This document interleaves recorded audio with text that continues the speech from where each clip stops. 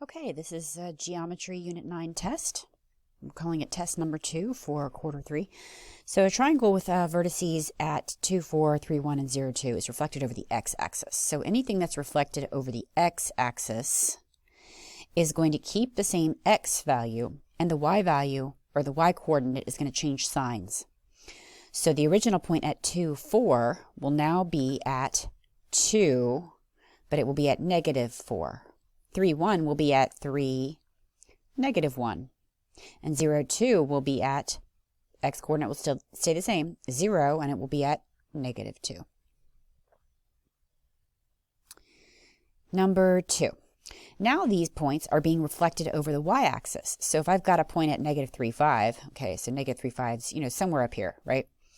It's going to be reflected over the y-axis. So that means that the x-coordinate is going to change signs and the y-coordinate is going to stay the same.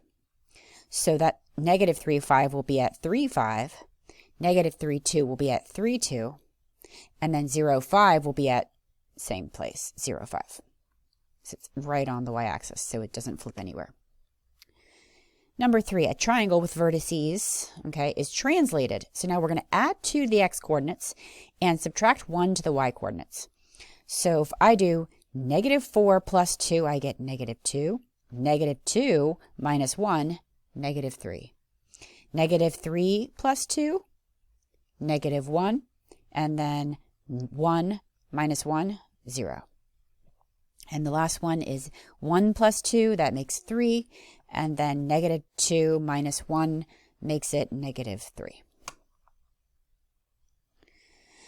A point A, 3, 5, is rotated 90 degrees counterclockwise. Okay, so we got 1, 2, 3, 1, 2, 3, 4, 5. Boom. And it's going counterclockwise, so it's going to be going the opposite direction of the clock. What are the coordinates of the new point A prime? Okay, well, we're in quadrant 2, so we know x is going to be negative because it's going 90 degrees, so it's only moving one quadrant. So x is going to be negative and y is going to be positive, right? So if I take a look at my answers here, the only options that I'm going to have are right here.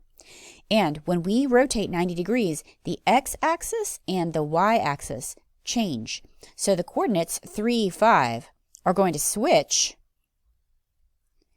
but that also we need to keep in mind the signs of the second quadrant are x is negative and y is positive. So that's going to be a negative 5 and a positive 3. So the answer is this one right here.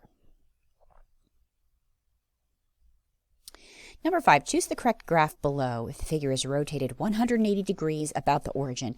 And it doesn't matter which way. If you go 180 degrees clockwise or counterclockwise, you're going to end up in the same quadrant. So let's go ahead and see. So what happens is all the coordinates are going to stay the same because the x-axis and the y-axis will not end up switching. Right? We're just going to flip it upside down. And it's going to, this t is going to move here. This s is going to move here. This u is going to move, I should probably be, that's t prime. This is s prime. U is 3 above, so 1, 2, 3. And r is right there. So u prime and r prime.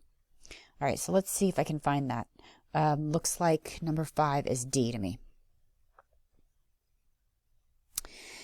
Not 270 counterclockwise. Okay, counterclockwise, if I got a point right here and I go 270, that's 3 90s. 1, 2, 3. It's the same thing as if I did a 90-degree clockwise rotation. So that's the first answer there. I don't know if it's the first answer for you, but a clockwise 90-degree rotation. Number 7, how many lines of symmetry does a regular hexagon have? All right, well, let's pretend like I'm drawing a regular hexagon here. So there are 6 sides. Okay, so if we do lines of symmetry, we should have 1, 2, 3, but then we also have 4, 5, 6. So it should be 6. Number 8. All right, which of these letters have point symmetry? So basically, if I took it and flipped it right upside down, is it going to look the same? H, S, N. I mean, you can just take your paper or your computer and flip it upside down and see if the the letter looks the same. A regular, shoot, what are the answers here? A regular pentagon has, I think this is on symmetry. So it has line and it has rotational symmetry. Because I can draw a line right here. Boom. Okay, I could draw a line here. Okay, that's line symmetry. Okay, there's another one here. It's regular.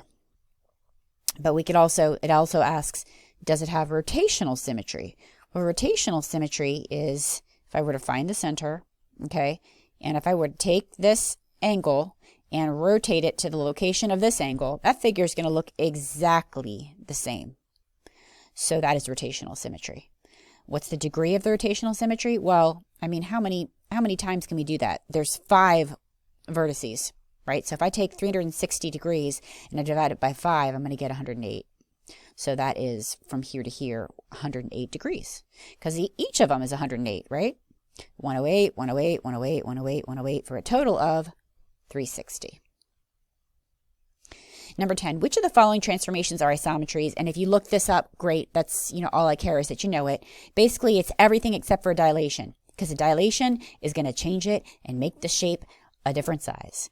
Reflection, same size, same shape. Rotation, translation, all those except for dilation. And we are finished. All right, peace out.